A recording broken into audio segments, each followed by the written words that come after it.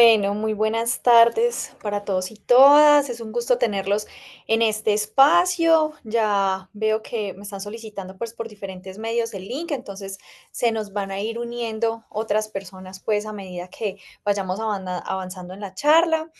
Les quiero dar la bienvenida a este espacio. Este es un espacio pensado desde el Centro de Innovación y Negocios de la Universidad de Manizales para hablar un poco de innovación y generar esa cultura que muchas veces la tenemos ahí como tan transversal y como tan implícita en tantos procesos, pero que se nos queda también como un poco de lado. Entonces es un espacio pensado para esto, para que veamos la innovación desde diferentes puntos y bueno, de manos de expertos. Entonces le damos pues la bienvenida a esta primera sesión a Juan Manuel Valencia.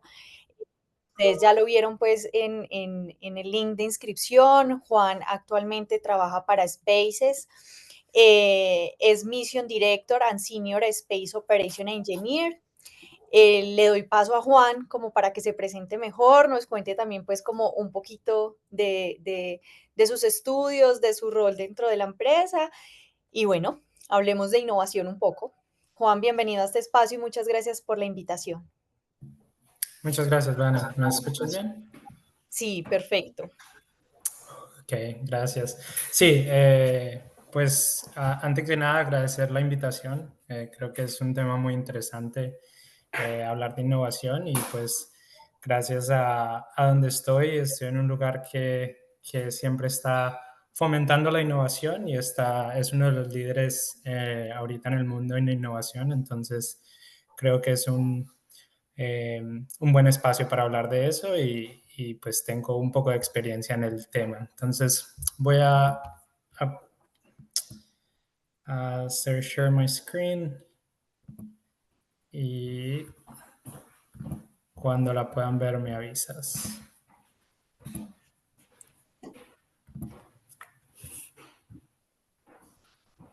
Ahora Sí, sí se está viendo. sí, perfecto. Ahí te vemos muy bien. Ok, muchas gracias. Bueno, entonces, pues sí, para la introducción voy a hablar un poco de cuál es mi background, pues qué he hecho y cómo llegué acá a SpaceX. Después hablar un poquito de mi experiencia en SpaceX, lo que he hecho desde que empecé.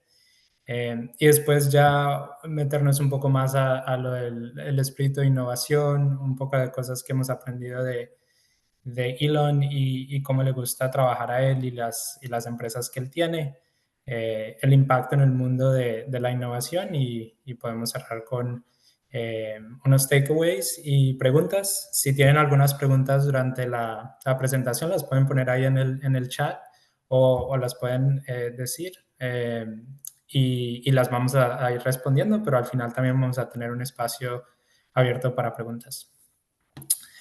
Entonces, mi background, yo soy de Manizales, nací y crecí en Manizales y me gradué en el 2008 en el LANS de mi bachillerato.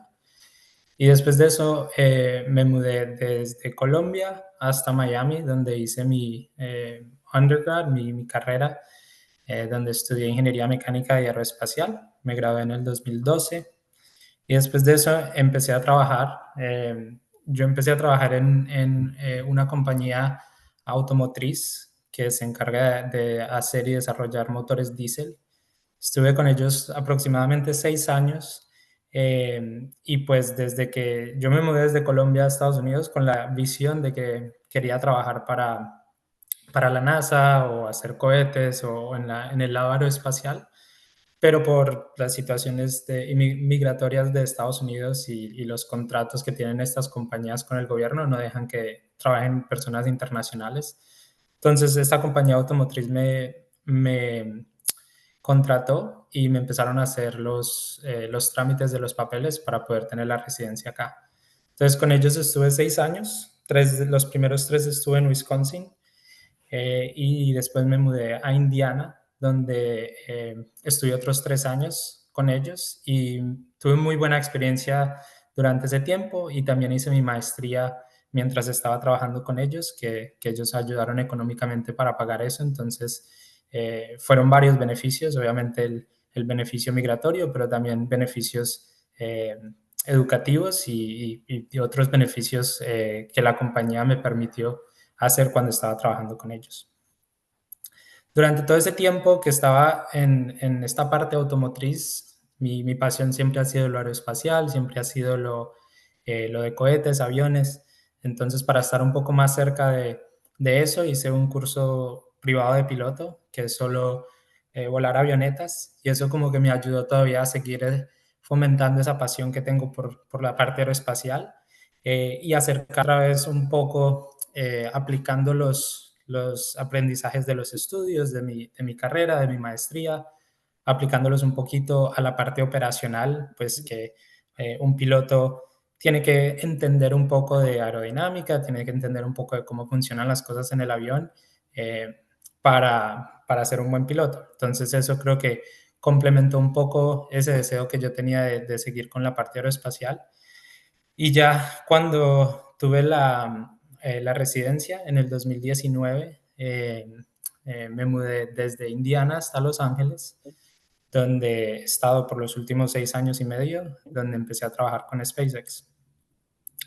De ahí yo empecé como un ingeniero de integración y pruebas, entonces empecé trabajando con el cohete Falcon 9 y los últimos 4 años he estado, sí, más o menos 4 años, he estado con un grupo que se llama Space Operations, que es todas las operaciones que hacemos en el espacio con cápsulas de suministros o cápsulas de astronautas. Entonces, es todas las operaciones que tenemos que hacer, que son operaciones nominales o operaciones de emergencias, cualquier tipo de contratiempos que se presenten, tenemos que estar preparados para ello y pueden haber muchas cosas que pueden salir mal. Entonces, mi equipo se encarga de eso. Creo que hay un poco de feedback. No sé si hay un micrófono abierto. Mucho mejor. Y entonces, desde hace 4 años estoy trabajando en eso y hace poquito, literalmente la semana pasada, bueno, el domingo de esta semana, volé mi primera misión como director de misión. Entonces voy a ir un poquito más en detalle a lo que hice en la parte de Falcon, lo que estoy haciendo en la parte de las cápsulas y como mi recorrido, para que entiendan un poquito mejor todos estos términos de operaciones, del director de misión y lo que hacemos en el control de misión. Y ya después de eso nos vamos a la parte de innovación y la cultura que tenemos en la compañía. Entonces, la primera parte de mi experiencia con SpaceX es con el cohete Falcon 9, que es el cohete que usamos. Ahorita lo llamamos nuestro workhorse, que significa que es el cohete que lanzamos muchísimo. Lanzamos en promedio 2 o 3 lanzamientos a la semana. Y entonces yo empecé haciendo integración y pruebas a la parte, la segunda etapa del cohete. Entonces los cohetes, este cohete en particular tiene 2 etapas. La primera que es desde la cosita negra acá arriba hasta la parte de abajo, que se encarga de impulsar la segunda etapa y el satélite o lo que vaya arriba del cohete se encarga de impulsarlo hasta el espacio. Y esta parte de abajo es la que regresa y si han visto videos de SpaceX de cómo reusamos los cohetes, esta es la parte que aterriza. Y yo empecé trabajando en la parte de arriba, la segunda etapa del cohete, para asegurarnos de que podíamos hacer una de ellas cada vez que necesitáramos un lanzamiento. Entonces, había muchos problemas y muchas cosas que teníamos que optimizar y mejorar porque nunca nadie antes ha lanzado tantos cohetes como los estamos lanzando hoy en día y nunca nadie antes ha creado tantos cohetes como los estamos creando y manufacturando todos los días en SpaceX. Porque antes los cohetes eran una cosa de que hacían uno cada año, cada 5 o 6 meses, se lanzaba y se botaba y volvían a empezar con otro, pero tenía muchísimo tiempo. La idea de nosotros es lanzar tan seguido de que necesitábamos hacer una de las segundas etapas, pues que se lanza y esa sí se pierde en el espacio o se destruye entrando en órbita. Teníamos que hacer una cada lanzamiento. Entonces yo entré a ese grupo de cómo vamos a cómo hacer producción masiva de cohetes, que pues nunca nadie había hecho eso antes. Y cuando yo empecé estábamos haciendo una de esas etapas del cohete cada como 3 semanas, 4 semanas, que era impresionante en la época, pero ahora tenemos que hacer una de esas etapas del cohete cada 2, 3 días. Entonces, desde el 2019 ahora ha habido un cambio muy importante en cómo creamos los cohetes, cómo los diseñamos y cómo los manufacturamos. Y yo estuve 2 años y medio haciendo esa parte, que me enseñó mucho, y también tuvimos muchos problemas que resolver, pero la innovación nos ayudó mucho para sortear muchos de esos obstáculos. Y este es un video, ojalá no haya mucho lag, lo voy a poner más o menos si la gente no ha visto mucho de qué consiste pues una misión de SpaceX o más o menos en general qué pasa. Este es el lanzamiento de un cohete, tiene un satélite en la parte de arriba, eh, y lo que cambió todo el mercado para el lanzamiento de cohete con SpaceX es esta parte que es la parte de reusar los cohetes. Entonces esta parte de abajo que les decía aterriza. Entonces después de que aterriza la revisan, le hacen unos chequeos y la volvemos a utilizar para otro lanzamiento. Eso nadie lo había hecho antes y mucha gente, muchos expertos lo consideraban imposible. Pero desde el 2016 SpaceX hizo su primer aterrizaje y desde ahí cambió pues un poco la industria porque nadie puede competir en este momento con los precios que tenemos porque no estamos botando millones de dólares cada vez que construimos uno de estos cohetes. Después de que trabajé en la parte de Falcon, hace 4 años me cambié a la parte de Dragon, que es la cápsula. Entonces, tenemos esta cápsula que puede llevar suministros o puede llevar astronautas al espacio. Esta cápsula pues va arriba del cohete, el cohete la lleva hasta el espacio y ya la cápsula se despega de la segunda etapa y queda en el espacio, y la cápsula tiene sus motores y sus sistemas de supervivencia pues adentro para mantener la atmósfera y todo. Y esta cápsula pues tiene muchos sistemas complejos y tiene muchas partes que tocó diseñar desde, pues empezando con algunos de los diseños que la NASA pues ya tenía de las misiones humanas que ellos han hecho, pero tocó cambiar muchas cosas y para nosotros la innovación de cómo podemos llevar todo al siguiente paso, cómo lo podemos hacer mejor, cómo lo podemos hacer más actual y más fácil. Entonces, dentro de la cápsula luce muy, muy diferente a cualquier otra cápsula que esté volando en ese momento que puede llevar astronautas, que son solo Rusia y China, y la otra es SpaceX. Boeing está tratando de hacerlo, pero han tenido muchos problemas porque no es fácil llegar al espacio y sobre todo una cápsula que pueda llevar humanos no es fácil. Y muchas veces SpaceX lo hace ver sencillo, pero en verdad hay muchísimo trabajo detrás de eso y todo parte de la cultura que tenemos. Entonces, trabajando con esta cápsula, he tenido la oportunidad de entrenar como un astronauta, pues porque tenemos que desarrollar cómo vamos a entrenar a los astronautas, y pues estar cerca a los equipos que utilizamos para mandar los astronautas al espacio y siendo operador de estas misiones en el control de misión. Entonces, en mi equipo, como lo decía antes, nos encargamos de crear todos los procedimientos y todas las contingencies que utilizamos si estamos en el espacio y algo pasa, qué vamos a hacer para solucionar los problemas. Y he tenido pues varias misiones en las que he sido, se llama System Officer 2, que es un oficial de sistemas que me encarga, en ese rol me encargo de asegurarme de que toda la parte de fluidos esté funcionando bien, y si algo no está bien, entonces yo soy el que tengo que dar la recomendación de cómo solucionarlo.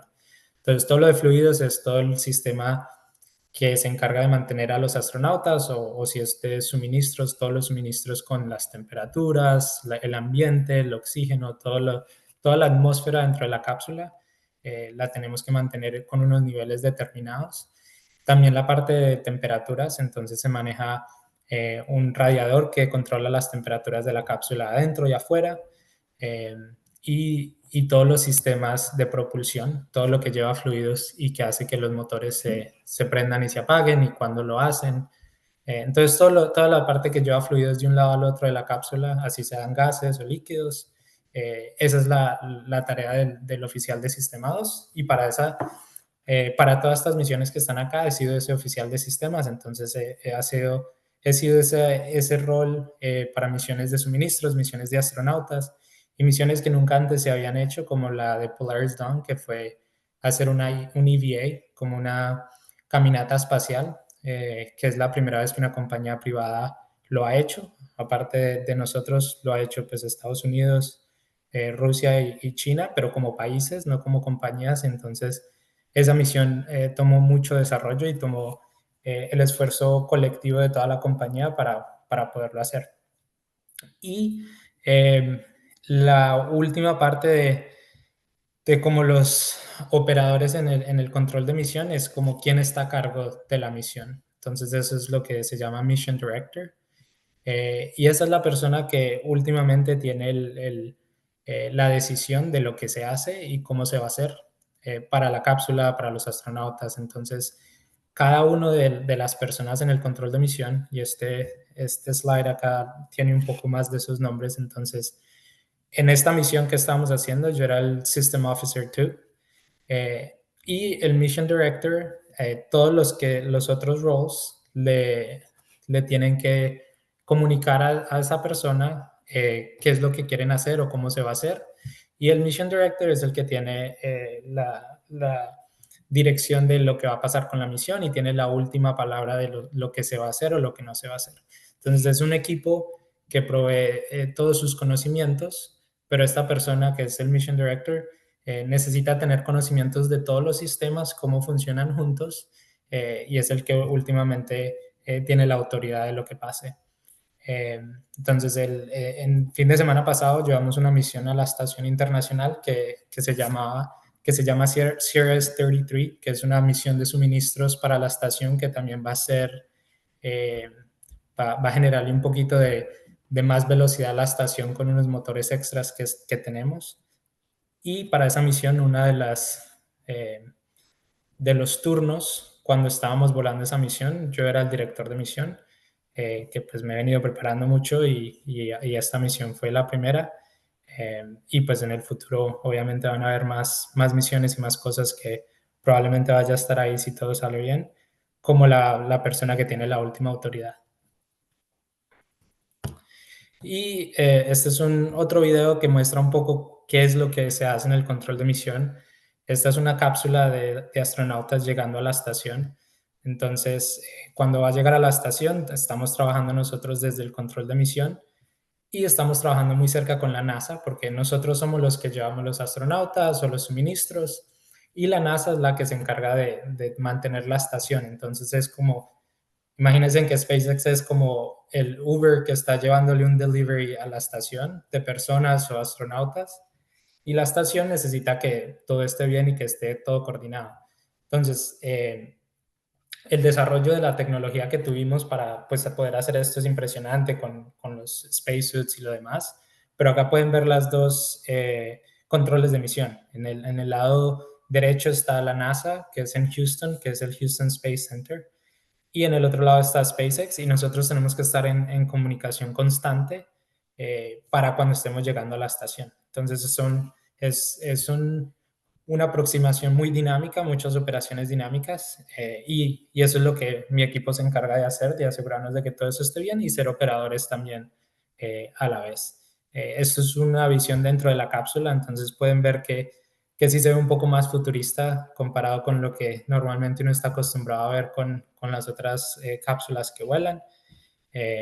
Todo dentro es un poco más moderno y tiene más automatización.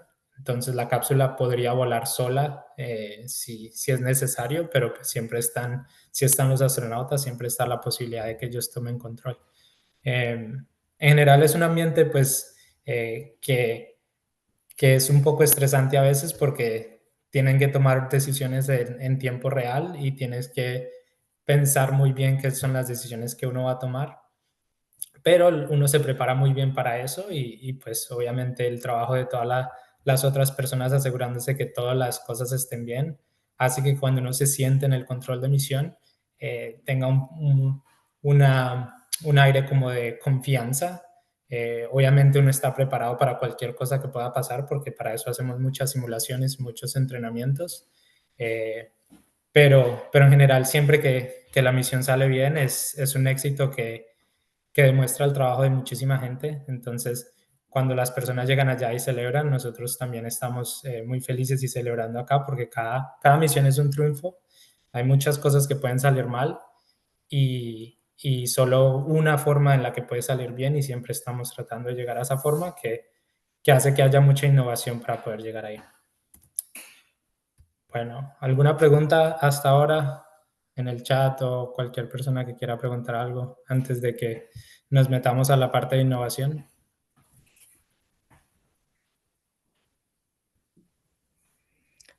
Juan, bueno, aquí en el chat no veo de pronto si alguien quiere abrir micrófono o hacer alguna pregunta, pero a mí sí me gustaría de pronto que nos aclararas cuál es la función de la NASA, porque pues nos queda súper claro qué hace Spaces, pero cuál es la función de la NASA en estas misiones. Sí, bueno, la NASA es la que mantiene la estación internacional. Entonces, la estación internacional es un laboratorio que está en el espacio, está orbitando alrededor de 230 kilómetros y es una colaboración entre muchísimos países. Está obviamente Estados Unidos, está Japón, Canadá, la Unión Europea, que se llama la ESA, que es la European Space Agency, y también Rusia. Entonces, la estación se construyó como al final, como a los principios del año 2000, estaban terminando de construir la estación, que la construyeron con el Space Shuttle, que es un cohete que lo retiraron a principios del 2011. Y esta estación se creó entre los gobiernos de todos estos países. Entonces, las agencias de los gobiernos que se encargan pues, de mantener esto, normalmente pues, los principales gobiernos son Estados Unidos y Rusia.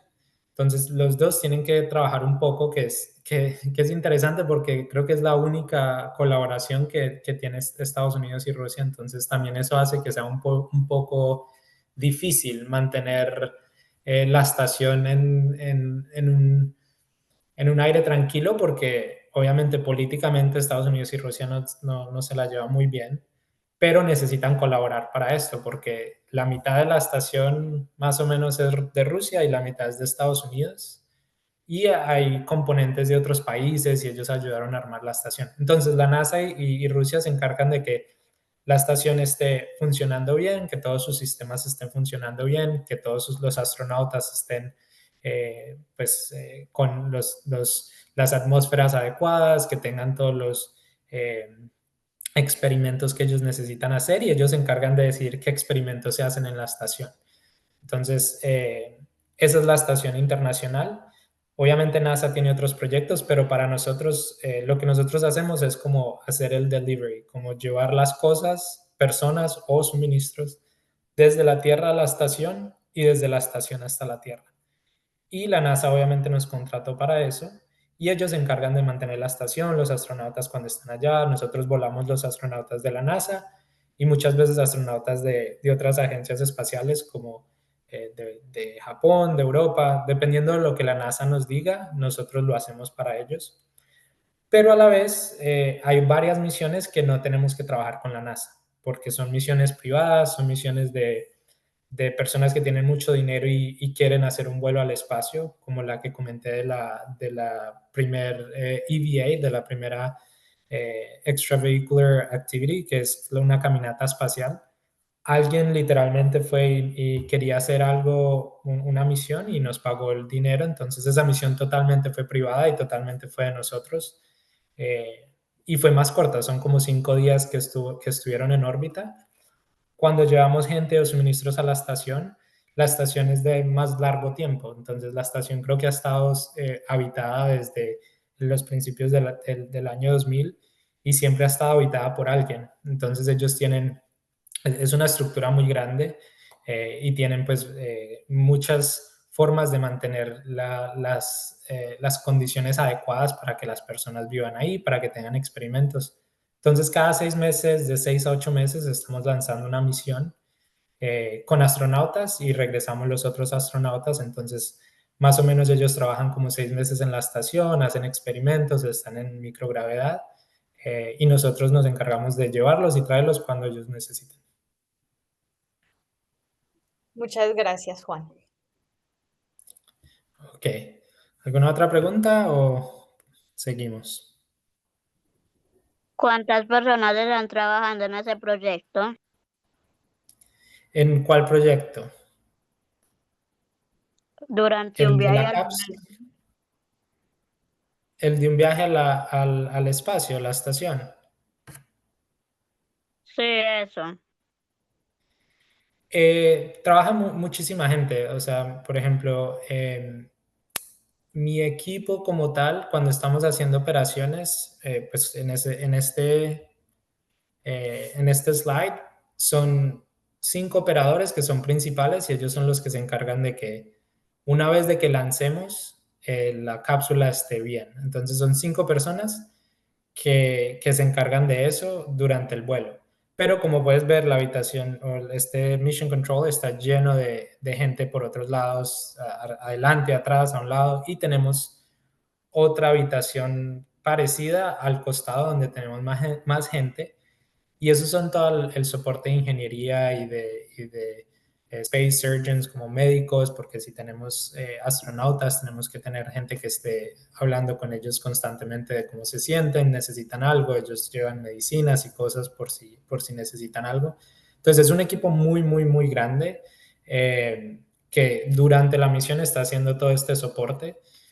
Pues esta y la otra habitación que es parecida están llenas casi todo el tiempo cuando son astronautas, pero en general los equipos que trabajan para que esto pase son yo creo que de 100, 200 personas más o menos que tienen que trabajar pues desde muchísimo antes de la misión, asegurándose de que todos los componentes estén listos, de que todas las pruebas se hayan hecho, de hacer toda la manufactura, el ensamblaje, hacer todos los chequeos que se necesitan hacer antes de volar. Entonces, mucho trabajo de gente antes de la misión, y durante la misión es un poco más la gente que está haciendo operaciones, pero todos estos equipos están haciendo soporte también técnico si se necesita algo. Son equipos muy grandes de trabajo y pues es necesario porque cada cosita que tenemos que hacer necesita tener mucha atención. Entonces hay muchísimos equipos que trabajan en eso. Ah, vale, muchas gracias. Juan, tenemos Sí, con aquí gusto. unas preguntas de Adriana. Son tres, te voy a hacer una por una, a ver, es más como de retos tuyos personales. La primera es, ¿cuál fue el mayor reto que enfrentaste para llegar a trabajar en Spaces siendo colombiano? Sí, es una buena pregunta. Yo creo que pues cuando yo me mudé de Colombia a Estados Unidos, yo no sabía inglés pues, en Colombia obviamente en el colegio a uno le enseñan inglés, pero no, pues mi colegio no era bilingüe y tampoco estaba cerca de llegarlo.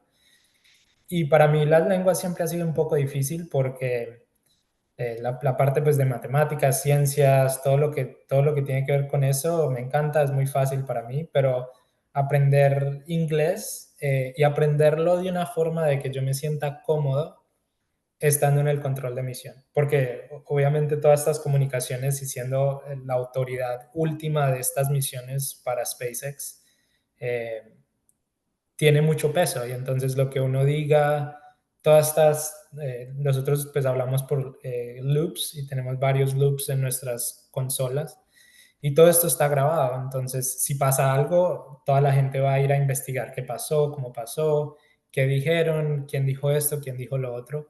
Entonces las comunicaciones para que todo el mundo entienda lo que tiene que hacer, porque ese es uno de mis trabajos ahora como director de misión, que necesito que cada persona que esté en el control de misión sepa cuáles son sus prioridades y qué es lo importante y las cosas que yo necesito de ellos. Entonces, para empezar a aprender inglés para mí fue difícil. Cuando me mudé de Colombia a Estados Unidos, yo fui a una universidad para estudiar inglés por 6 meses y después fui a la universidad como tal, pero con un inglés que yo consideraba muy básico, de que pues si me tocaba hacer una presentación o de que si me tocaba hablar mucho con alguien, pues era un poquito de esa pena, un poquito de que no sé cómo decir las cosas de la misma forma, porque pues obviamente el español siendo mi lenguaje principal, pues es más fácil expresarse, es más fácil decir lo que uno quiere, lo que uno piensa, lo que uno siente. Entonces, yo pues ya estaba acá en Estados Unidos como 16, 17 años y todavía pues llegar a la parte de que, bueno, me eligieron para hacer el entrenamiento como director de misión, pero todavía esa parte de como que, ¿cómo puedo mejorar más mi comunicación? ¿Cómo puedo mejorar más mi inglés? Entonces ha sido una trayectoria pues de 17 años que yo todavía digo, ¿cómo puedo eh, eh, decir las cosas mejor o más claras o de una forma que todo el mundo lo vaya a entender? No solo en una reunión, pero en el control de misión. Creo que eso ha sido lo más difícil y lo que me ha tocado trabajar pues todo el tiempo que he estado acá en cualquiera de las compañías, pues, de las dos compañías en las que he estado, pero también como piloto privado. Lo mismo, cuando yo empecé a volar era la parte de comunicación que me dio un poco más duro, porque es como aprender un nuevo lenguaje. Obviamente, cuando uno habla por la radio con el torres de control y eso, tienen su propio lingo, sus propias formas de decir cosas. Entonces, siempre me ha dado un poco más de esfuerzo, más de tiempo, pero pues es algo que es muy importante para lo que estoy haciendo y creo que para cualquier cosa, para fomentar hacer lo que uno en verdad quiere pues la parte de innovación, necesitan haber comunicaciones muy claras y tener expectativas muy claras de lo que se necesita. Entonces, creo que esa parte para mí ha sido muy difícil. Gracias, Juan, por compartirnos esa experiencia. Creo que a la mayoría nos da el fresquito del idioma, que creo que siempre es como una barrera para todos. La segunda pregunta que nos hace Adriana es, ¿qué habilidades o conocimientos consideras clave para trabajar en una empresa de innovación de este nivel? Nos hablaste del tema de la comunicación, del lenguaje, de pronto, ¿qué otro? Sí, yo creo que, pues, antes que nada es la pasión que uno tenga por eh, expandir todo lo que, pues, todas estas nuevas tecnologías y estas nuevas cosas. Creo que la cultura de SpaceX es muy diferente a las otras compañías. Y pues de esto está un poco más en estos slides que voy a presentar, pero eh, en general esa pasión que la gente tiene cuando llega a la compañía para trabajar es contagiosa y obviamente es una parte de la cultura como tal de la compañía que fomenta esta innovación. Eh, a las personas que van y y que están muy felices de ir al trabajo y de que hay eh, como una alegrías muy marcadas porque tenemos varias misiones que si todo sale bien es como eh, un, un éxito que es de toda la comunidad, de toda la compañía.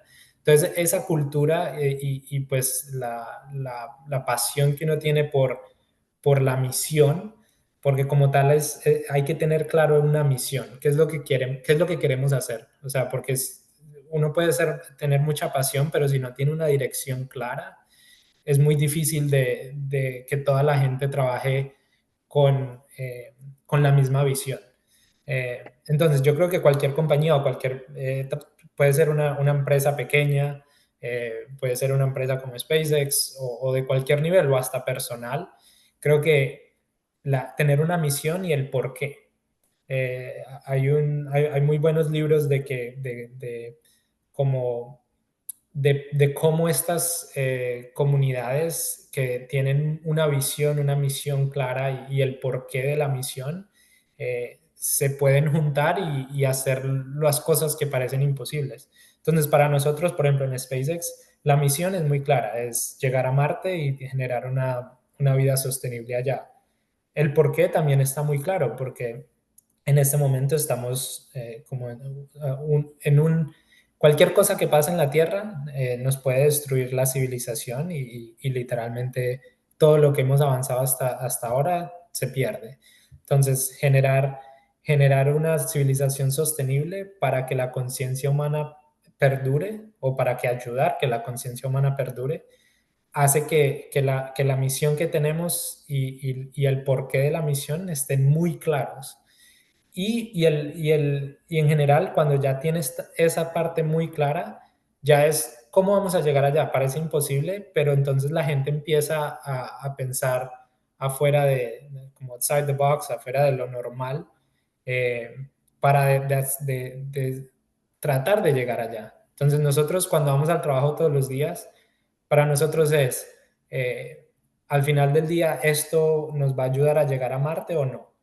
Y a veces estas cosas que, por ejemplo, trabajando para la misión con astronautas o con suministros, a veces directamente eso no nos está llevando a Marte, pero está generando que se desarrolle la tecnología para que lo podamos hacer.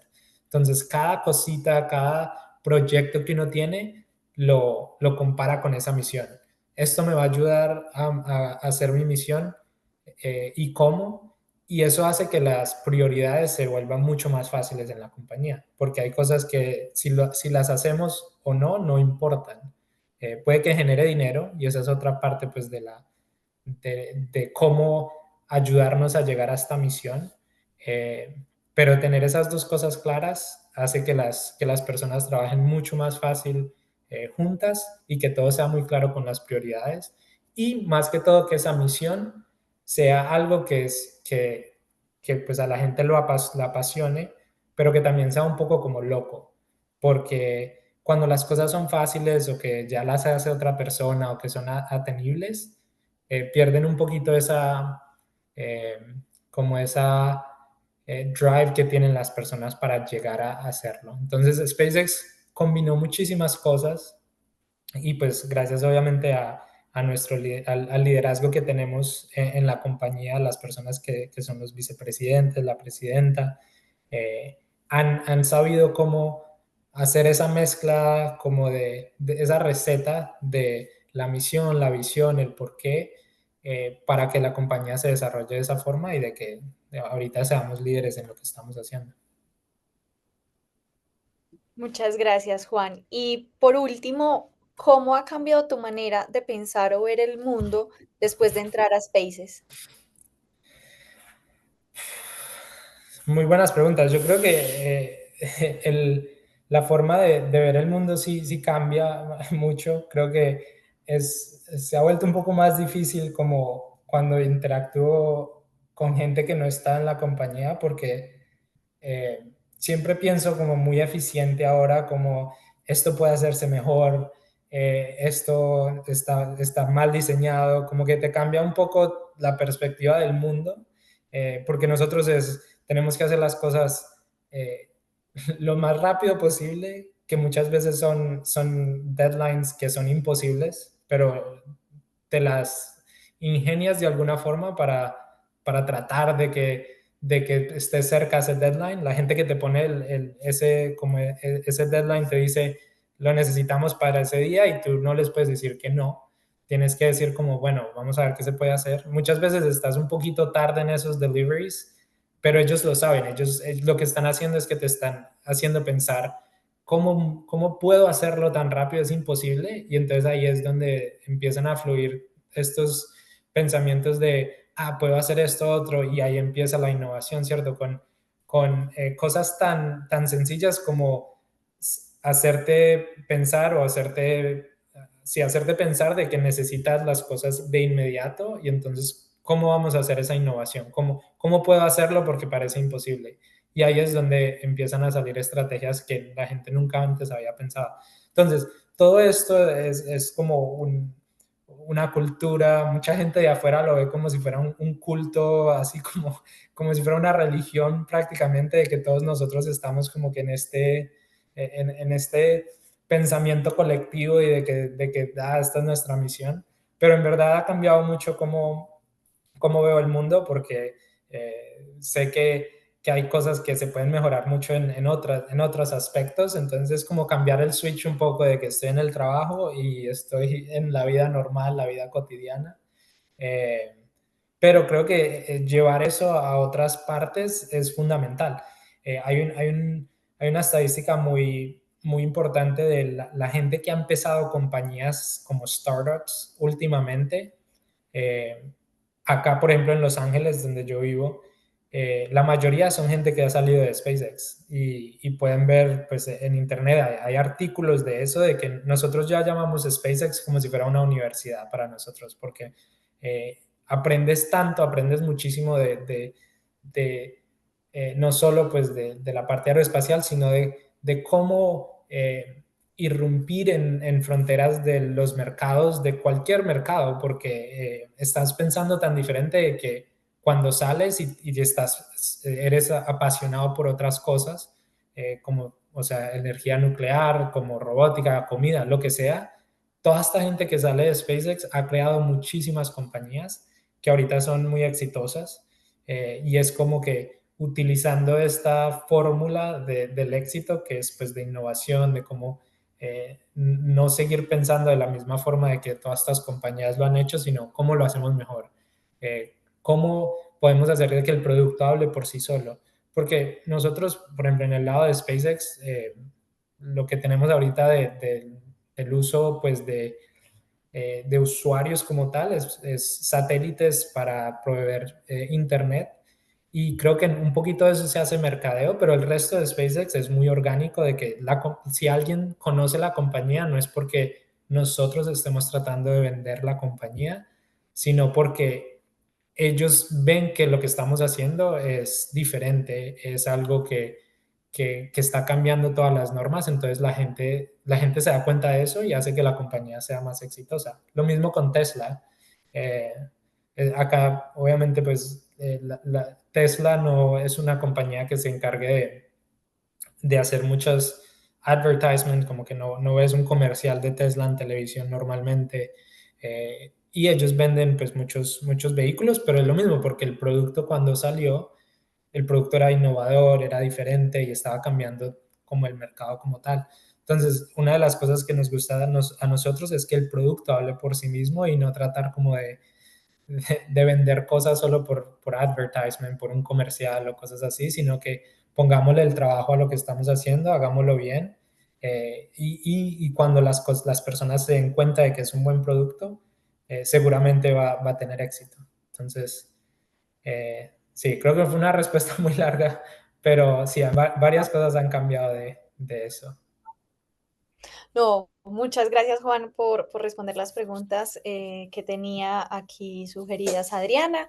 Listo. Por ahora, pues vamos a dejar ahí en preguntas y pues continuemos con el resto del tema que tienes preparado y miramos si surgen más dudas. Bueno, listo, sí. Bueno, entonces el espíritu de innovación, creo que hablé un poco de esto ya, que es intentos audaces. Creo que pues la misión y tener algo que sea casi imposible es muy importante, pero saber que el fracaso es un escalón de aprendizaje.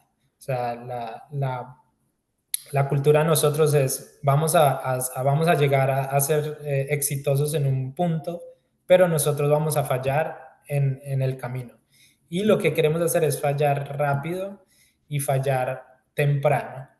Lo que quiere decir es que hacer varios prototipos, hacer varias pruebas, y sabemos de que probablemente no vayan a funcionar. Tienen pocas probabilidades de que funcionen, pero al final, cuando aprendamos muy rápido, podemos avanzar mucho más rápido. Entonces, tener esa flexibilidad y tener ese cambio de perspectiva, porque obviamente a nadie le gusta fallar, a nadie le gusta que las cosas no funcionen. Y obviamente el público también, cuando ve estas cosas, como que, wow, cambia un poco cómo te están viendo, si hay muchas fallas en lo que estás tratando de hacer. Pero nosotros normalizamos eso. O sea, literalmente dentro de la compañía, cuando hacemos una prueba, y hay una explosión o hay un fallo o esto, ok, vamos a aprender bien de esto y asegurarnos de que no vuelva a pasar. Entonces es un examen muy determinado de lo que está fallando y hay cosas de que no podemos darnos el lujo de que fallen. Cuando es un programa nuevo, como por ejemplo ahorita Starship, que es el cohete que queremos llegar a Marte, sí, podemos fallar en ese programa porque es un programa nuevo, estamos descubriendo muchas tecnologías, estamos descubriendo muchas cosas nuevas, pero lanzando astronautas para la NASA no podemos fallar. Como que ya no tenemos ese lujo y todo lo que se tiene que hacer es con la mentalidad de que eso tiene que ser exitoso y obviamente puede pasar, pero tenemos que minimizar el riesgo. Entonces, como compañía es saber dónde tomar esos riesgos, dónde se puede fallar, dónde se va a aprender más y dónde no. Porque si tenemos una falla en un cohete con astronautas, eso es una muy, muy, muy mala noticia para SpaceX, que cambiaría el rumbo de todo lo que estamos haciendo, entonces no nos podemos dar ese lujo, pero en otros programas sí. Eh, entonces eso es parte de la innovación. Eh, como pues en el slide anterior decía cosas audaces, una de las cosas que pues nunca nadie pensó que era posible cuando se estaban lanzando cohetes hasta el 2016 era que se podría reutilizar los partes del cohete. Eh, pero para eso se tocó fallar muchísimo, fallar demasiado para entender cómo se puede hacer. Y hasta el día de hoy es la única compañía en el mundo. Lo empezamos a hacer en el 2016 y nadie lo ha podido hacer otra vez. Hay varias compañías que ya se están acercando, pero han pasado 9 años y estas compañías de que siempre dudaron de que era posible, ahorita pues están tratando de hacerlo, entonces ya van muy atrás y nosotros seguimos avanzando con otras cosas. Eh, entonces, hay un video que a mí me gusta mucho que se llama How Not to Land a Rocket, que es literalmente es cómo no aterrizar un cohete. Vamos a ver si lo puedo poner acá en comerciales.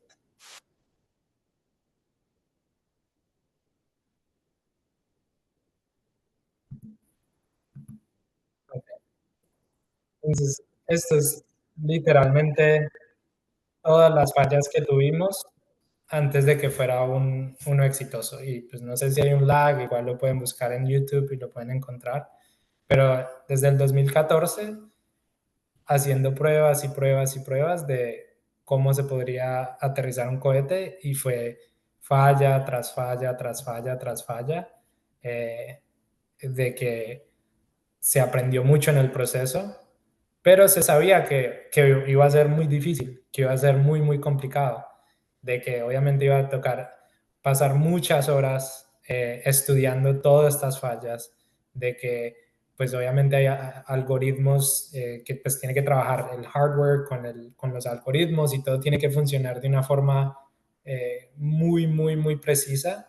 Y entonces todas estas pruebas, entonces nos íbamos acercando un poco más, pero igual todo el mundo o la mayoría de expertos en la parte aeroespacial decía que era imposible, que eso no se podía hacer, hasta que pues en verdad pasó. Entonces es un video que es muy, muy chévere porque lo publicó la compañía, lo publicó SpaceX, ya hace como 7, 8 años, está en la cuenta de SpaceX. Y es literalmente una compilación de todas las fallas que tuvimos. Y ahora, desde el 2016, hemos aterrizado, creo que, no quiero estar mal, pero creo que es más de 400 cohetes, más o menos, 300 o 400. En este año solamente ya llevamos 100 lanzamientos y todos han sido exitosos, pues todos los aterrizajes. Entonces es un cambio muy, muy drástico desde que esto pasó hasta hoy en día. Eh, pero es parte de eso, de cómo saber que fallar es parte del proceso. Bueno, ahorita esta parte es como cómo seguir rompiendo esas reglas antiguas, seguir rompiendo pues lo de la innovación. Antes todo era muy lento, muy costoso y liderado por gobiernos. Y ahora nosotros desafiamos todo esto con el costo y la velocidad. Y igual, innovar es cuestión de lo imposible. Entonces acá, por ejemplo, pueden ver el cohete que estamos desarrollando para ir a Marte. El motor, esta es como la primera versión de ese motor que se desarrolló, que es como muy similar a los motores de, de otras compañías, o sea, tiene muchos sensores, muchas cosas que van de aquí a allá y pues obviamente se necesita para la redundancia, para saber todo lo que está haciendo. Y dentro de la compañía, la dirección fue cómo podemos hacer de que eso no sea así, porque tienen que construir, cada cohete que se lanza son abajo 33 de estos motores, más los que van en la segunda etapa. Entonces es como, o sea, si hacemos esto cada vez, nos vamos a volver locos. ¿Cómo lo podemos hacer más rápido, más fácil? Y esta es la última versión que tienen, que es gracioso porque en social media un competidor comentó que porque estábamos colocando un motor sin terminar. Y este literalmente es el motor terminado y la siguiente foto de una de los líderes de la compañía fue este motor prendido y pues generando propulsión, sin tanto sensor, sin tanta cosa. Y todavía las otras personas no entienden cómo lo hemos hecho, cómo funciona, porque pues se ve que no tiene, parece como si no tuviera nada, pero el motor como tal acá está listo para ponerlo en el cohete y funcionar. Y entonces ahorita otras compañías no entienden cómo podemos hacer eso, pero eso es parte de la innovación. Entonces, como que cuando uno ve algo que ya esté más o menos hecho, se ha hecho así siempre, eso no puede ser la respuesta, de que, lo hemos hecho así siempre, no. Uno tiene que, a esos, al criterio de que lo hemos hecho así o de que estos son los requerimientos, siempre es como hacer las preguntas y decir por qué, pero por qué ese es el requerimiento. Y a veces no tienen sentido. Entonces eso es importante. Y esto pues es lo último que estamos haciendo, que también estamos reusando el cohete, pero ahora, como vieron antes, los cohetes se aterrizan solos, abren unas patas y aterrizan. El siguiente cohete que estamos desarrollando, que es Starship, ahorita cuando baja, la torre que se lanzó, de donde se lanzó el cohete, la torre agarra el cohete y lo pone otra vez de donde se lanzó. Y entonces eso también es algo loco, que todo el mundo decía, ¿cómo vamos a hacer eso? Que eso es imposible. Obviamente uno genera más riesgo porque es el lugar de lanzamiento, entonces si pasa algo, pues estás dañando donde lanzan los cohetes. Pero ya lo hicimos 2 o 3 veces y fue exitoso y fue algo que es muy importante para seguir acelerando el lanzamiento de los cohetes. Entonces hay muchas cosas que, o sea, nosotros hemos hecho muchas cosas hasta ahora, pero tenemos muchísimas cosas más para hacer para poder llegar a Marte. Entonces eso es siempre como la innovación y cada día estamos pensando en qué más se puede hacer y cómo se puede acelerar. Porque si vamos a llevar a la suficiente cantidad de gente a Marte para crear una civilización sostenible, necesitamos como 1000 de estos cohetes que vayan hacia Marte durante periodos pues, de varios años, pero entonces necesitamos 1000 cohetes, entonces es algo que nunca hemos hecho, no hemos hecho nunca 1000 cohetes, y estos son gigantes, son mucho más grandes de los que lanzamos ahora, entonces muchas más obstáculos y muchas más cosas que tenemos que resolver. Acá pueden ver, obviamente con este cohete que estoy hablando, el que queremos llevar a Marte, estamos en esa etapa, estamos en la etapa de fallos, de aprender y seguir fallando y aprender y seguir fallando. Esta semana, el martes, tuvimos una prueba de este cohete, el 10º vuelo de este cohete y fue todo muy exitoso, pero igual hay cosas que vamos a aprender de eso. Pero para llegar a este vuelo que fue exitoso, tuvimos que tener muchas fallas en esos vuelos anteriores. Entonces, acá pueden ver una falla en un motor y esto hubo un evento energético y prácticamente se destruyó. Esto fue en una prueba que estaban haciendo en la Tierra, explotó y esto es como que los pedazos de uno de los cohetes entrando a la atmósfera totalmente destruido.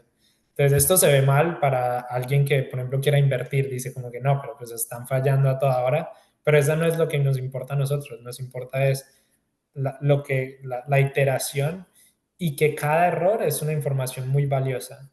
Y en este programa, como lo dije, tenemos ese lujo en este momento de que podemos fallar, podemos cometer errores, podemos ir rápido, muchas veces vamos un poquito muy rápido y entonces nos toca regresar un poquito porque no quieres que se vuelva algo pues muy común de que solo falles y falles y falles. Obviamente tienes que fallar, tomar un tiempo y asegurarnos de que las cosas van a ser mejor en el siguiente lanzamiento.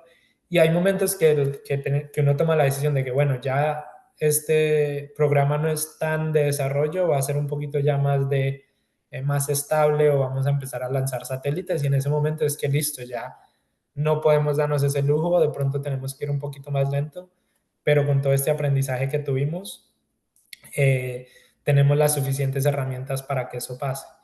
Lo otro es que hay dos formas de hacer desarrollo. Hay una forma que es análisis, que es como la NASA lo ha hecho muchas veces, o sea, la NASA hace muchos análisis, muchas pruebas, muchas cosas, y solo cuando ellos están seguros de que todo funciona, van y hacen un vuelo.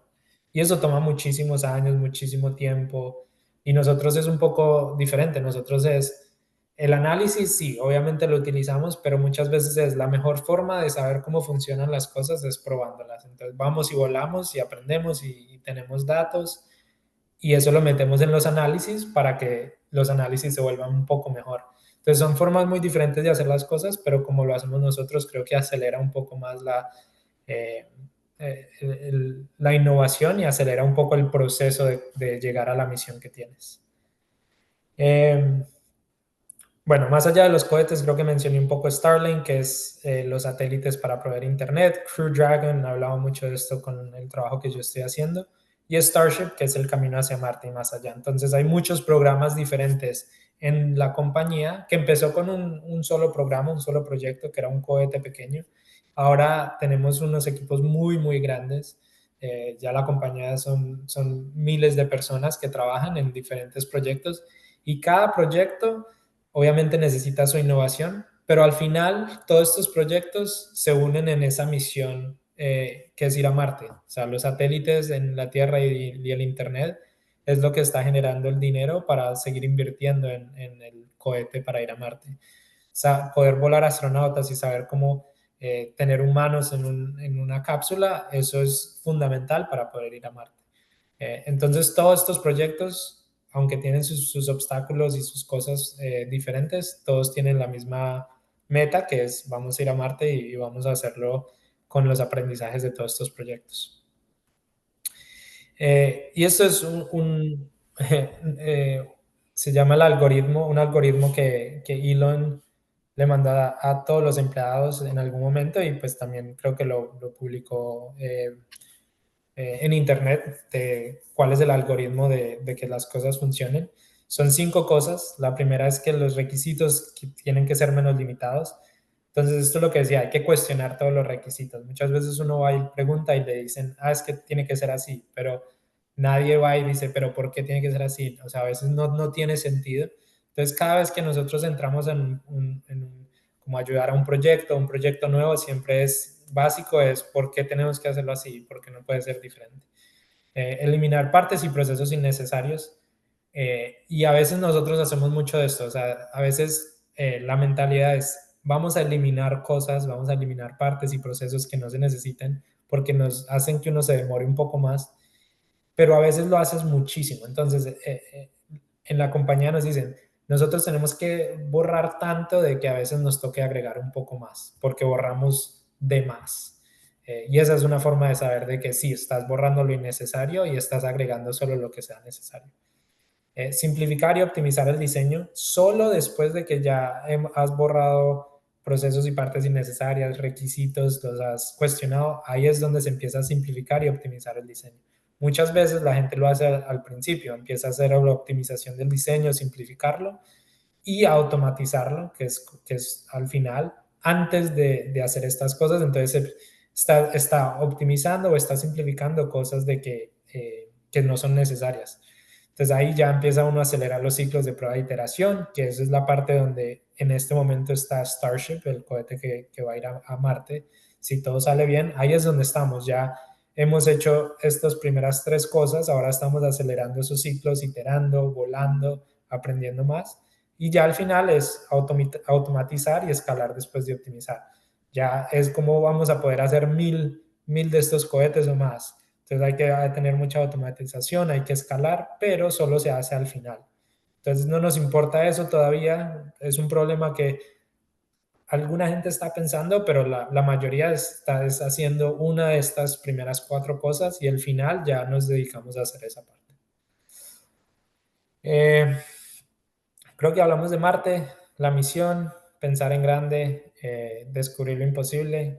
Una parte muy importante de esto es que mucha gente pregunta como, ¿por qué vamos a ir a Marte? Hay tantos problemas que tenemos en la Tierra. Eh, y a mí me gusta yo a traer como una analogía diferente, que es que esa mentalidad es un poco cerrada, porque nosotros no sabemos qué es lo que vamos a descubrir cuando estemos allá, qué es lo que nos toca trabajar. Y entonces yo lo hago con una analogía de que imaginémonos que estamos en los tiempos de las cavernas y estamos todos en una cueva y entonces alguien quiere ir a explorar afuera de la cueva y quiere ir a ver qué es lo que hay al otro lado, pues saliendo de la cueva más allá, lo que no se alcanza a ver. Y alguien le dice a esa persona, no, no se puede salir de esta cueva hasta que se resuelvan todos los problemas que tenemos en esta cueva. Y ese es como el pensamiento que mucha gente tiene. Es como, ¿por qué nos vamos a ir de la Tierra si no hemos solucionado los problemas? ¿Por qué no ponemos todos nuestros recursos a solucionar los problemas de acá? Porque si no salimos, no sabemos qué tecnología vamos a desarrollar, qué cosas tenemos que hacer para al final ayudarnos a nosotros mismos, ayudar a la gente acá en la Tierra. Si no hubiéramos salido de las cuevas, de las cavernas, no hubiéramos encontrado tantos recursos y no estuviéramos donde estamos hoy. Entonces, esa es una analogía que me gusta mucho a mí con gente que todavía me pregunta, pero ¿por qué lo estamos haciendo? Y es que la cantidad de innovación y de tecnología que vamos a desarrollar todavía no lo sabemos, porque no sabemos qué es lo que nos vamos a encontrar y cómo lo vamos a encontrar. Y al final, sí, ese es el algoritmo en acción. Tratar, hay muchos experimentos. Este es el cohete, pues, que decía Starship que voló esta semana. Al principio empezó como esto, y esto fue literalmente hace 4 o 5 años. Lo llamaban un tanque volando, porque literalmente era eso, era un tanque que le pusieron un motor abajo y salió, voló y aterrizó. Y en menos de, sí, 4 o 5 años ya estamos en esto, que es un cohete ya eh, que se parece mucho al que queremos llevar a Marte. Entonces es en un proceso de que el programa no empezó hace mucho. O sea, este programa, todo este programa de Starship no tiene más tiempo del que yo tengo en la compañía. Entonces yo he podido verlo desde el principio. He trabajado en una parte en Starship como uno de los controladores de vuelo hace unos años en unas pruebas que le estábamos haciendo. Y entonces he podido ver el cambio y en menos de 5 años llegamos desde un prototipo que nadie daba un peso por este prototipo a un cohete de que está volando, ha sido exitoso en la última prueba. La parte de abajo aterriza, la parte de arriba se va a reutilizar también. Entonces todo el cohete es reutilizable y la escala es impresionante porque esto es el cohete más grande que se haya construido y el cohete más grande que haya volado. Para que tengan una idea de la escala del cohete, es más alto que la Catedral de Manizales. Este cohete mide 123 metros de altura cuando está la torre de lanzamiento y son 9 metros de diámetro. Entonces como un edificio. Literalmente estamos lanzando un edificio al espacio. Entonces eso genera obviamente muchas dificultades de cómo hacer eso, desarrollarlo. La escala es brutal, es impresionante y cuando lo pones, como digo, sería uno de los edificios más grandes en Manizales si solo lo pusieras ahí al lado de la catedral. Bueno, y creo que esta es la última slide que tengo, así dejamos por lo menos 20 minutos para preguntas. Pero esta es una gráfica que muestra la reducción del costo para llegar al espacio por libras, por kilogramo. de todos los cohetes o la mayoría de cohetes que se han lanzado. Entonces, en esta parte de abajo pueden ver SpaceX, que empezaron con Falcon 1, Falcon 9, Falcon Heavy y ahora Starship. Y puedes ver que desde que empezaron con Falcon 1, toda esta parte de reducción de costos ha sido principalmente porque SpaceX llegó al mercado. Si nosotros no hubiéramos entrado al mercado, si no hubiéramos entrado a hacer la disrupción que se hizo, todavía todo estuviera acá y nadie hubiera hecho casi nada por eso.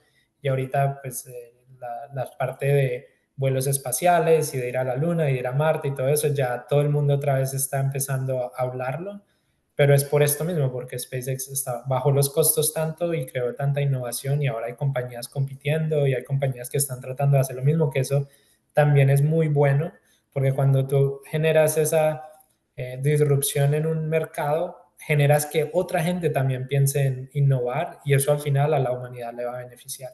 Entonces, nosotros, hasta los competidores, también les ayudamos. SpaceX no tiene muchas patentes ni nada porque nosotros creemos que eso es, como decías, como tienes que hacer un muy buen producto y el producto tiene que hablar por ti. Entonces, si alguien utiliza la misma tecnología que nosotros estamos utilizando, está bien. Si ellos llegaron por sus métodos, sus pruebas a esa tecnología, nosotros no queremos como impedir que ellos la utilicen. Obviamente, pues que no nos roben las ideas y las cosas que estamos haciendo, pero acá muchas compañías hacen que otras no avancen porque si yo tengo una idea y la hago una patente, entonces ya nadie la puede usar. Pero pues entonces lo que estoy haciendo es que me estoy beneficiando yo, no dejo que nadie más se beneficie y estoy pues literalmente quitando mi competencia y eso no hace que yo me vuelva más innovador, porque yo al tener competencia tengo que estar encima de cómo voy a mantenerme por encima de ellos, pues obviamente en una parte pues legal y de buena fe, pero si yo quito la competencia porque no pueden utilizar lo que yo estoy haciendo, entonces pues ya no va a haber alguien que me esté empujando a mí a innovar, ellos no van a innovar, entonces es peor. Y entonces nuestra filosofía es, todo el mundo quiere competir, hágalo y nos vamos a beneficiar todos porque vamos a innovar más en general. Y ya creo que este es mi último slide, los takeaways.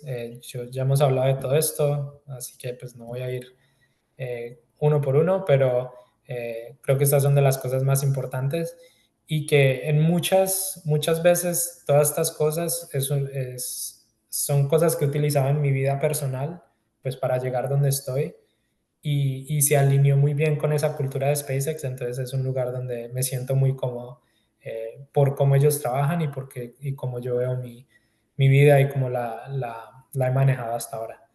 Entonces ya con eso paro, más o menos 20 minutos, entonces lo abro otra vez para cualquier pregunta o cualquier cosa que quieran conversar. Juan, muchísimas gracias por toda esta información y por este espacio, yo creo que tan especial para todos. Bueno, no sé, aquí no tengo preguntas en el chat. Si alguien desea hacer una pregunta en el chat o desea hacer una intervención, puede abrir micrófono y preguntarle Y en este espacio. Sí, buenas noches. Tengo una pregunta. Eh, Cuando tú terminaste tu carrera, tu máster, todos los estudios que tienes, ¿tú te imaginaste estando en el lugar en el que estás ahora? O sea, ¿tú alcanzas a dimensionar como, sí, ¿dónde estás ahora? ¿No te parece como demasiado increíble o ya se ha vuelto, no sé, muy rutinario? Sí, es una buena pregunta porque el primer día que yo entré a SpaceX fue pues un sueño hecho realidad y fue algo que trajo muchas emociones. Pero pues hoy obviamente voy al trabajo y es como que es mi trabajo, es lo que hago. También hay días que no son buenos, hay días que son malos, a veces trabajo mucho, entonces digo como que, "Ay, pero ¿qué estoy haciendo? ¿Por qué no estoy haciendo otras cosas?" Pero es la parte de sacrificios y es saber dónde uno quiere llegar. Entonces, lo mismo que te digo, como esa misión que es increíble de nosotros, vamos a ir a Marte y hacer una civilización sostenible. Para mí desde que estaba chiquito es, yo quiero estar en la NASA, quiero estar en el control de misión, yo quiero hacer estas cosas. Entonces era algo que pues naciendo en Colombia, en Manizales, o sea, para mí era algo que todo el mundo veía casi imposible, pero pues yo tenía esa misión, esa era mi meta, yo eso era lo que quería hacer. Ahora, llegar ahí, pues no sé cómo, porque uno no tiene la menor idea de cómo lo va a hacer, pero es lo mismo que nosotros estamos haciendo ahora. Llegar a Marte, ¿cómo lo vamos a hacer? No sabemos. Entonces, dimensionar dónde estoy ahorita para mí, pues es difícil porque estoy haciéndolo y obviamente muchas veces uno no se toma el tiempo de reflexionar dónde está o de pensar como que la persona que yo era hace 10 años, ¿qué pensaría de lo que estoy haciendo ahora? Que es un muy buen ejercicio hacerlo porque, o sea, lo que estoy haciendo ahora era lo que soñé desde que estaba pequeño. Eh, entonces, la respuesta es sí y no. Obviamente era lo que quería y es la meta que tenía y por eso llegué acá, pero muchas veces lo dudé y era como que voy a llegar, no creo, hay muchos obstáculos, la vida me llevó por otros caminos de hacer cosas automotriz y hacer otras cosas de que no tenían pues nada que ver con lo aeroespacial. Y hubo un momento de que sí, en la vida uno dice, no creo que llegue, pero eh, creo que desde que estaba pequeño, mi papá y mi mamá decían como que trate de, o sea, eh, si quiere tratar de ser astronauta, trate de ser astronauta porque el peor de los casos termina siendo otra cosa, pero pues va a estar muy bien porque es lo mismo, esa meta que es como imposible lo va a llevar a uno por caminos que uno no se espera y que al final de pronto no llega uno a la meta, está bien, pero termina haciendo unas cosas que también son muy importantes.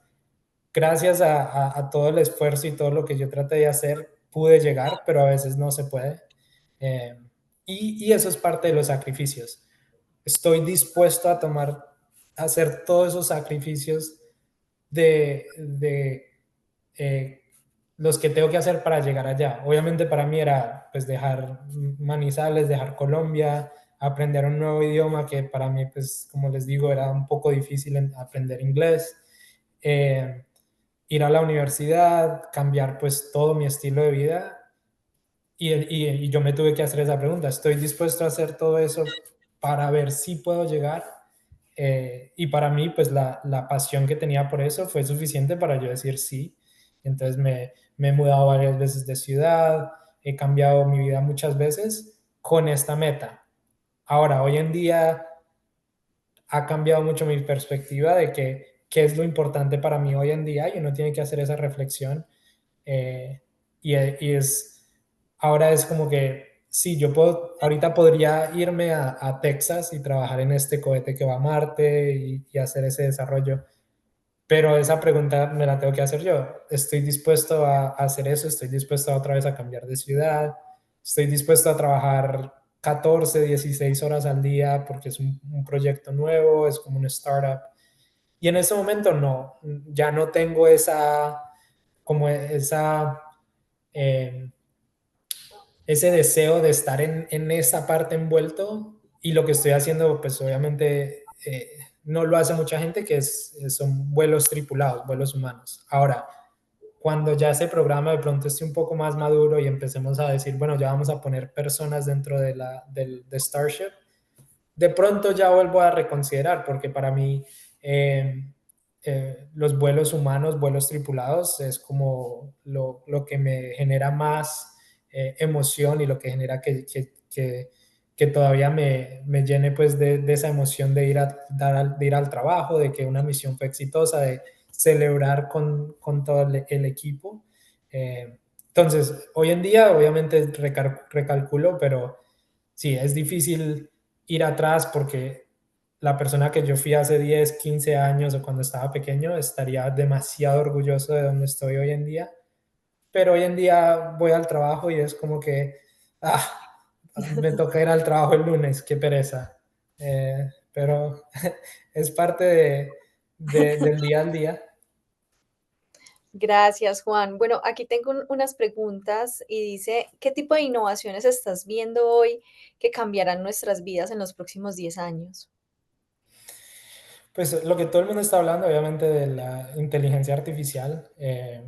pues es una cosa que todavía está muy nueva, pero creo que todas las compañías están ahorita tratando de ver cómo se puede utilizar. Es un poco riesgoso porque obviamente lo que uno esté utilizando, lo que uno coloque ahí es ya propiedad de ellos. Eh, entonces, por ejemplo, nosotros en SpaceX estamos tratando de ver cómo lo podemos aplicar internamente para proteger pues toda nuestra información, todos nuestros datos. Obviamente trabajamos con el gobierno de Estados Unidos, entonces eso también es muy crítico. Entonces va a cambiar mucho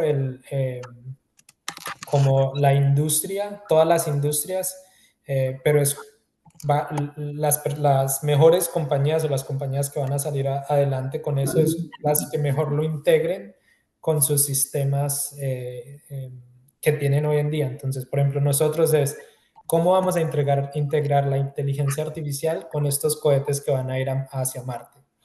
Porque hoy en día Dale. nosotros tenemos que estar en el control de misión, tenemos que estar listos para responder a cualquier emergencia, digamos que si hay una despresurización o que si hay un contaminante que los pueda perjudicar físicamente. Tenemos que estar ahí, tenemos que decirles, bueno, acuérdense, hagan esto y nosotros estamos mandando comandos y estamos verificando toda esta telemetría. Literalmente tienen que tener soporte 24/7 cuando una misión está activa. Pero si vamos a mandar 1000 cohetes a Marte, pues eso es imposible, no vamos a tener como 4000 personas trabajando acá en la Tierra con cada cohete, pues no se puede. Entonces es cómo vamos a llegar a que la inteligencia artificial tenga cada cohete como su ayudante, que es una inteligencia artificial y les dice, hagan esto, hagas esto, lo otro, y la inteligencia artificial va a ser también la respuesta de las cosas que tienen que pasar. Entonces, para mí los que van a ser más exitosos es lo que los puedan integrar con sus sistemas de una forma que también sea muy segura para las compañías, porque acá es donde se va a generar que si yo coloco cualquier información en estas chats o estos bots, toda esa información ya hace parte de ellos. Entonces, hay una cosa que todavía tienen que desarrollar, es o llevar la compañía interna o llevar la inteligencia artificial internamente o hacer un tipo de formato de que los datos van a estar protegidos de alguna forma. Eso es por un lado, pues, de lo que todo el mundo está hablando hoy en día. Pero lo otro es quantum computing. Cuando se desarrolle la computación cuántica, eso Está va a respondiendo generar ya, Gus. cosas que no, que no nos podemos imaginar, porque va a poder resolver problemas que ni siquiera sabemos que se pueden resolver o que tenemos. Entonces, creo que esas dos cosas son lo que Ya viene en llegó los las próximos clases 10 de años. consumo. Muchas gracias, Juan. Bueno, aquí hay otra pregunta y dice, ¿cómo se puede aplicar ideas de Spaces o del mundo aeroespacial a los problemas locales de ciudades como la nuestra? Sí, es interesante. Y pues cada vez, o sea, yo voy a Manizales, porque toda mi familia todavía está en Manizales, yo trato de ir a veces como 1 o 2 veces al año. Y entonces yo llego allá y todavía tengo esta mentalidad de que, pero, o sea, ¿pero qué estamos haciendo? ¿Por qué estamos o sea, hay tantas posibilidades de cómo mejorar cosas y cómo hacer otras cosas que es un poco de un shock cuando yo voy allá. Pero también yo voy allá y veo como la gente vive en Colombia y es muy diferente, la gente es muy feliz. Entonces es como un balance de la vida, ¿cierto? Entonces, para mí es un balance que necesita, obviamente, tener la felicidad y estar contento con lo que uno está haciendo y disfrutar la vida. Y otro balance de cómo mejorar las cosas y mejorar para todos. Creo que culturalmente en Colombia es un poco diferente de que muchas veces en Colombia es el dicho de que el vivo vive del bobo, de que cómo yo puedo ser mejor, cómo yo puedo sobresalir, cómo yo puedo ganar más sin importar lo que pase a los demás. Y creo que al final del día, en compañías o en cualquier parte, creo que cuando alguien se beneficia, si las cosas se hacen bien, todos se pueden beneficiar. Y ese es un problema que tenemos en Colombia y pues obviamente en Manizales, de que pues los gobiernos o las compañías es de que solo me importa pues a mí mismo y voy a hacer las cosas por mí muchas veces. Y creo que cambiando esa mentalidad de que cómo puedo hacer el mejor producto, cómo puedo hacer lo mejor para la gente, para la humanidad, cómo puedo, de que si a otra persona le va bien, a mí también me va a ir bien, cómo nos podemos ayudar entre todos. Y volviendo como a lo que hacemos en SpaceX, de que si yo tengo una idea, no creo una patente y prevengo que otra gente avance, sino utilicemos esa rivalidad para salir adelante y hacer de que todo fluya mejor y de que se cree innovación. No es como parar el progreso, sino, ok, ¿cómo yo puedo mejorar Yo veo todo para bien. salir más Está adelante? pasando todo lo de los formularios bien. Juan, muchas gracias. Muchas gracias. Aquí tengo una en términos ambientales. Dice que cuál es el impacto negativo en términos ambientales de generar un lanzamiento. Eh, pues sí, hay dos cosas principales, que es lo que por lo generalmente se habla. Pues la primera es impactos del lugar de lanzamiento. Entonces, cuando uno lanza un cohete, obviamente hay mucho ruido, genera pues un cambio un poco brusco al ambiente donde se esté lanzando. Entonces, el gobierno de Estados Unidos pues ha declarado secciones, por ejemplo, el Kennedy Space Center es un centro donde se hacen lanzamientos y se sabe que pues se hacen lanzamientos, se hacen estudios ambientales de cómo un lanzamiento perjudica la vida silvestre y pues la fauna y la vida silvestre en esas áreas. Y entonces se hace esos estudios para saber cómo se pueden mitigar, cómo podemos hacer de que no se genere tanto impacto ambiental ahí. Con este cohete más grande, pues el impacto es un poco más grande, entonces siempre hay discusiones con los organismos ambientales de qué podemos hacer para mitigarlo, pero obviamente sabemos que el impacto no es cero. Entonces, eso es por un lado. Por el otro, obviamente los cohetes funcionan con bueno, los Falcon 9 funcionan con RP1, que es RP1, que es un tipo de queroseno, que es como un compuesto que está basado en carbono. Entonces, al quemar los cohetes, obviamente se está generando carbono. Pero comparado como con los aviones y eso, pues un lanzamiento de un cohete pues no genera tanta contaminación comparado con la cantidad de aviones que se está volando a diario. Y obviamente pues depende del impacto que estés generando positivo a lo que estés haciendo. Si estás lanzando satélites geoestacionarios o estás lanzando satélites pues, geoestacionarios depende para lo que lo vayas a hacer, pero si el satélite, muchos satélites que lanzamos es para ayudar a mantener y conservar el medio ambiente. Por ejemplo, satélites que se encargan de ver cómo cambian el flujo de ríos, el flujo de mares y prevenir como desastres ambientales por tormentas y cosas así. Entonces, obviamente estás generando un poco de gases que son perjudiciales para la atmósfera, pero al final estás lanzando un satélite que va a hacer algo más positivo por el medio ambiente. Entonces hay un balance ahí, pero obviamente no es cero. Ahora, el nuevo cohete funciona con metano, entonces cambia un poco de que no está esa base pues, de carbono que genera como ese soot, ese compuesto. Entonces es un poco menos y obviamente pues pensando en el futuro, si llegamos a Marte, el metano es más fácil de generar y de generar en Marte. Pero la idea en un futuro es que podamos hacer Marte como la Tierra, o sea, se llama terraformar, que es hacer de que la atmósfera en Marte se caliente un poco y hacer que pueda soportar la vida. Eh, que al final todas estas tecnologías van a ayudar en la Tierra porque va a ser algo similar. ¿Cómo podemos como hacer un regression del daño ambiental que se generan por muchísimas otras cosas con lo que vamos a aprender en Marte, de cómo vamos a crear un planeta como la Tierra sin tantos de estos problemas? Entonces, todos estos impactos se minimizan cuando vemos las oportunidades que tenemos en el futuro. Muchas gracias, Juan. Bueno, por aquí estas son como las preguntas que teníamos principalmente, ya otras las resolví y voy a compartir ya pues el video porque fue algo que ya habías mencionado. Entonces, no, creo que con esta pregunta damos como por cerrada la sesión. Quería agradecerte por aceptar la invitación a este espacio. De verdad que creo que para todos nosotros es supremamente enriquecedor contar con personas con la experiencia que tú tienes en un espacio como estos. Y la verdad es que no solamente desde la parte y el conocimiento e innovación, sino como inspiración de vida, viste que muchas personas se enfocaron en las preguntas de cómo hiciste para llegar allá, cómo, cuáles fueron como tus metas personales. Entonces creo que también no solamente fue una charla enfocada a innovación y al conocimiento que has adquirido a lo largo pues de tu vida, sino que a esa parte tan de cómo has llevado tu vida hasta allá, ¿cierto? Esa parte tan ya es un poco más emocional y emotiva.